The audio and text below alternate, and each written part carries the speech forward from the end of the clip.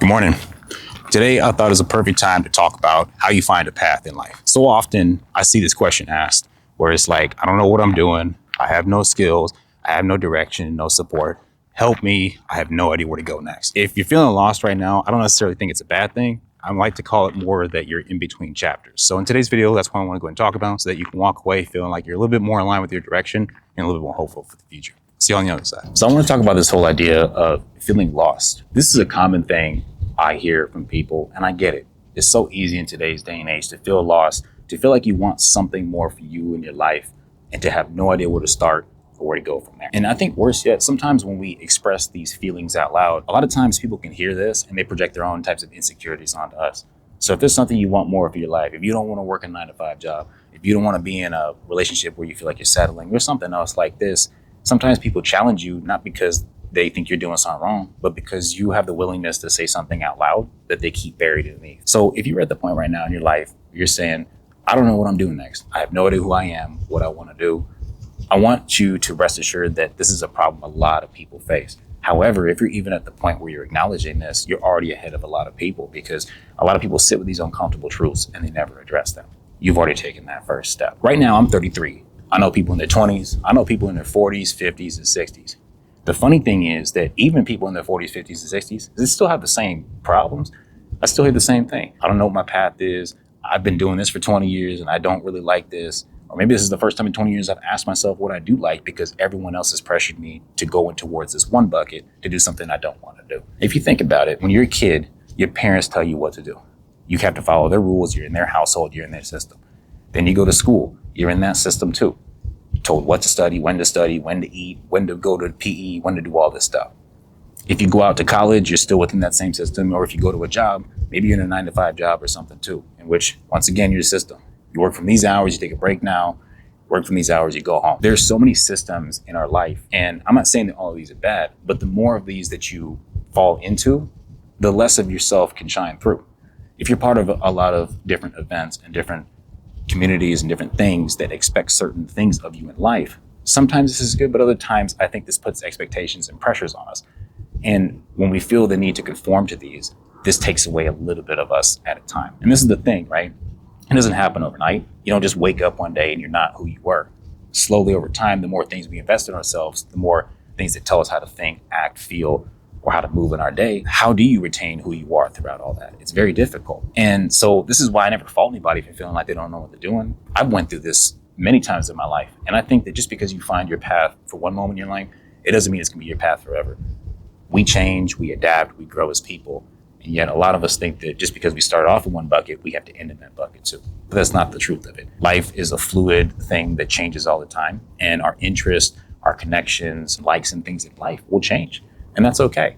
You can be adaptable and you can experience things in life. I think life is a beautiful thing that is meant to be explored how you see fit. If that means that you want to stay in one place your entire life and just be around community and family and that makes you happy, then great.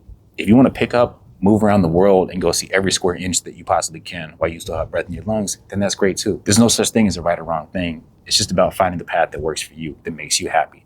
And ultimately, what makes you happy is one of the hardest things to find, because when you're in these systems where people put pressure on you and expectations, as we slowly start to adapt these in our life, we do start to slowly lose a little bit part of ourselves. I like to think of it as kind of like a blanket. Starting off like right now, this is just plain Jane, this is just me. As you go on through school, family, your church, your local softball league, whatever it is you're around different types of people inadvertently start putting pressures on you to kind of be a little bit more like them. Sometimes people project their insecurities and things onto you for how they feel. And when they see you trying to better yourself and do something, people don't always like that, because sometimes that makes them look inward to them and what they're not doing for their own life. I think one of the hardest things to do is to resist this types of pressure and to keep on a path that works for you despite all that noise. This is why oftentimes I think coming up in school, if you know people, for example, that always, get good grades, always do everything they're told, they don't question anything, they do great in school, but when you get out in life, eventually these are the people that oftentimes ask the questions where it's like, I don't know what I'm doing. What is this ever really me? And the people that I find are the most rebellious, the ones that kind of push back and sometimes get in trouble earlier in their life, tend to be the ones that kind of say, hey, hold on a second. This isn't right. And they get back on a path that is more aligned with them and their happiness. It's not because bad people win or good people lose. It's because sometimes when you have that rebellious nature in you, the presence of mind to sit there and say, wait a second, what am I doing? Is this even right? That's what helps you kind of break out of that system that you've been put into. This is much harder said than done. But once again, if you're at the point in your life where you're saying, I don't know what I'm doing, I don't know how to find a path, I think that you're in a better position than you think you are. You may think you're at step 0, but you're not. You're at step 1 because you've done something that is very hard to do that most people don't acknowledge. You don't like your position. You want it to change. So now that you've acknowledged that, what are you going to do? Well, let's talk about it. If you're not on a path, or if you're not in alignment with where you want to be, what do you do to then get back on that? Now, there's not a perfect universal answer, but the closest that I can give you to this is that you have to kind of get back to your roots. And what does that mean? Well, no matter how old you are, you have to do your best to kind of think back to like your childhood. Now it's hard to do this, right? Like the older we are, the further we are removed from this. And so it's harder to go back and recall 30 years ago as opposed to 10 years ago instead. And so sometimes this is why I say that the younger you are, the more of an advantage you have. It's not because just of your youth. It's because of how much or how close of a proximity of a connection you have to who you were in your childhood. So a lot of times in our childhood, we have little indications of who we are as people. And we don't realize that we're expressing ourselves and we are who we are in that time. Because a lot of times when we do things that we want to do that make us happy, we're met with, stop doing that. This isn't going to make you successful. No one else does this, so why are you? And then slowly but surely we start to tuck away these parts of ourselves that truly are inherently us. The way to get back to finding a life path for you that makes you happy, that works, is you have to get back to your roots. There are different ways to do this. For me, I loved being outside when I was a kid, right? So I was never really inside. We didn't have Netflix, we didn't have social media, we didn't have all this stuff.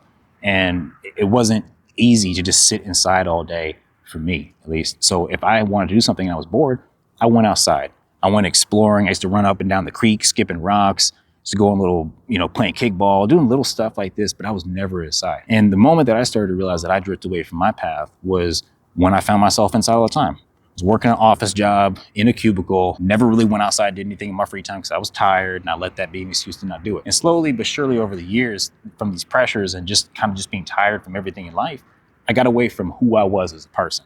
And I'm not unique in this fashion. A lot of us do this, right?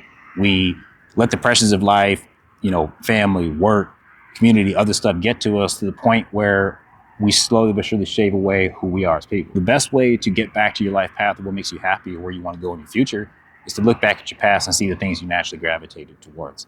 So I like to be outside all the time, right? But maybe you're different than me. Maybe you like to paint and you like to be inside. Maybe you love listening to music or audio tapes or something like that instead. Maybe you like to knit quilts. Maybe you just like to talk to people and you love the art of conversation. But for whatever reason, over the years, because of the job you had, because of the school you went to, because of the friends you've had, or the people around you that have influenced you, you've slowly peeled these things away to conform more to what people expect of you, not what it is that you want as a person. While there's no big universal way to solve this, what I would tell you is that the first step and the most important step is to kind of tap back into who you are as a person, especially back in your childhood. If you're fortunate enough to still have your parents in your life, that's where I'd start. I'd ask, hey, mom, dad, like when I was younger, what did I like? What was I like? What did I joke about? What did I get mad at? What did I naturally pick up and do when people told me not to? What was that like? You'd be surprised some of the answers you may get. Now, if you don't have your parents in your life, if you have any other caregivers that raised you, ask them the same thing. If you don't have any of this, ask some friends. Ask people that knew you for as long as you can remember. Ask multiple people because you'll start to see some of the patterns and things that they tell you. This is a helpful way to think back to those times where otherwise I think it's hard to remember them, right? And then the older we are, the more removed we are from this. And that's why I think sometimes I'm not saying that your life is easier when you're 20 versus you're 50, but in some ways it is because you're closer in proximity to your childhood when you're 20 than when you're 50, right? So when you're 50, it's not saying that it's impossible for you to tap back in and see who you were as a person to still find that life path. I'm just saying it's harder because you're further removed. You got to do a little bit more of a lift up front to find that instead and get back to who you are as a person. I believe that any one of us can do this. And I genuinely like to encourage people to do this because in today's day and age, we have too much pressure that pushes us to be people that we're not, just to conform and make other people happy. You got to ask yourself at the end of the day, are you living this life for yourself or are you living this life for other people? Because a lot of people want to live this life for themselves. But when you really peel back the layers and look at it, you've been living this life for other people for much longer than you've actually realized. And this is what makes me sad, right? I don't feel like we're put on this earth to just do what other people tell us, do the things that people expect of us to make them happy. If people want to do these things that bad for their life, at the end of the day, they had their opportunity. And they could have done that. So you can ask yourself, if someone is in your life that is putting pressure on you to do something that you don't want to do because maybe they missed their opportunity or they're not happy with the choices you make, that's a fault of that person, not on you. And so if you've been listening to that pressure and letting it affect you, this is your sign to stop. I'm telling you it's okay to stop because There's nothing that makes me more sad than watching someone live someone else's life out that could have lived that too. They have to live with their choices, and they can also still make the choice that you're making right now to want to be better and change their life, but they're not. So you got to ask, why is that? If they want to live that life and not be happy, that's on them to do. But if you're over here even watching a video like this, you're asking yourself, like, what's my life path? I don't know where I'm going next. I'm lost. I have no idea do what I'm doing. You're already doing something that's difficult because you're asking the uncomfortable questions. So don't go there and then take a step back to listen back to the pressures. You don't deserve that. Instead, if you're going to go backwards at all, use that backwards motion to reflect back on who it is that you were as a person. What made you happy? What made you tick? What naturally lit that fire under you, made you excited? Because sometimes you realize that it's your career that's misaligned. Sometimes you realize it's your relationship that's misaligned. Sometimes you realize it's where you live that's misaligned. Sometimes you realize it's your ideologies or your beliefs that are misaligned. And it's never too late to change, no matter what you think. Okay, so I thought, what better way to end this video than to use an analogy, because I love those. So I want you to picture this as being you, your individual personality, and the things that make you energized, make you you, and really are the things that are aligned with you in your life path. And this is the societal pressures and everything else that affects us instead. Now, when we start off in life, these are oftentimes equal, or if anything else, you're more weighted on the personality side, right?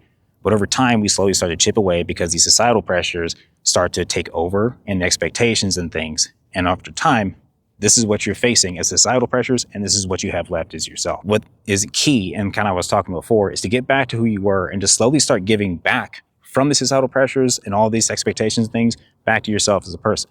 It doesn't happen overnight. And like I said before, it takes some inner work, it takes some time, and you don't expect to take 10 years worth of, things that have set you back and fix it overnight. You got to take some time and be appropriate with whatever that takes, right? Reach out to the people that knew you when you were younger and do some inner work and sit down. And I'm a big fan of journaling to kind of sit there and figure out the things that we used to like, right? If you do this over time, you will start to figure out who that was, and you'll start to tend back into that too. And before you know it, these two swap. It doesn't happen overnight, but it will. And how much better of a position is it to be in where this is you and your rock solid personality, and these are the pressures and expectations that are out there. These didn't change. These aren't different. But the difference is that now when they try to go up against you as a person, there's no competition. And you are literally a rock, right? You solidify your position and you stay there and you feel more confident who you are as a person. It takes time. It's a hard process that most people don't even want to go down the route with.